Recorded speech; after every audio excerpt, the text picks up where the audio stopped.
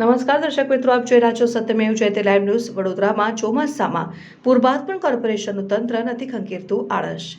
લાલબાગ બ્રિજથી વિશ્વામિત્રી નદી સુધી વરસાદી ગટરની કામગીરી ગોકળગાય ગતિએ કરોડોના ખર્ચે કરવામાં આવી રહેલી કામગીરી કરવામાં કોન્ટ્રાક્ટરને જાણે રસ નથી રહ્યો.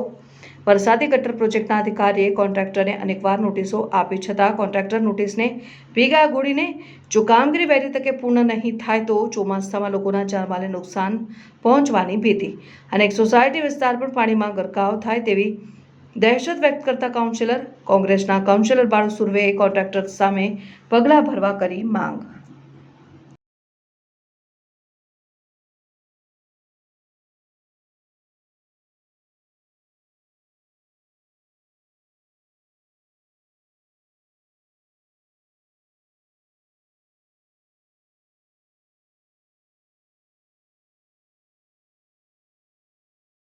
અમારા વિસ્તારમાં છેલ્લા ઘણા સમયથી રાસ્તમ સોસાયટી હોય કે નવાપુરા વિસ્તાર હોય, બકરાવાડી વિસ્તાર, ચોમાસામાં દર વખત લોકોના ઘરોમાં પાણી ભરાઈ જતું હતું.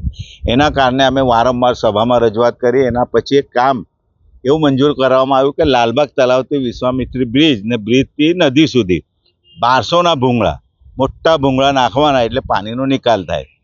અને 3 તબક્કામાં કામ કરવાનું. પહેલું તબક્કાનું કામ 3.5 કરોડ રૂપિયા ખર્ચો કરીને કરવામાં આવ્યું. બીજું 2-2.5 કરોડ રૂપિયાના ખર્ચોને મંજૂર કરીને જે કામ શરૂ કરવામાં આવ્યું છે એ કામ 50% કામ થયું છે.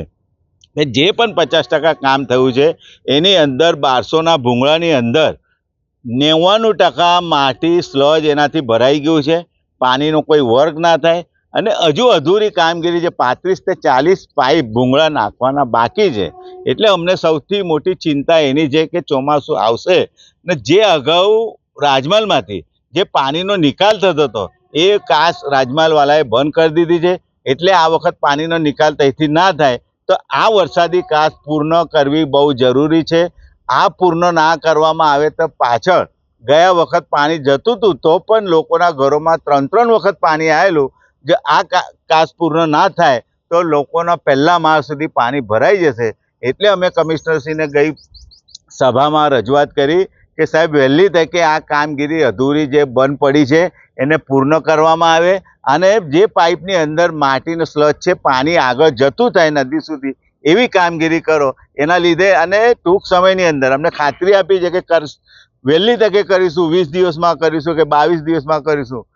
પણ વહેલી તકે કામગીરી એની શરૂ નહીં કરવામાં આવે તો વિસ્તારના લોકોને લઈને ગાંધી ચિંતા માર્ગે આંદોલન કરીશું.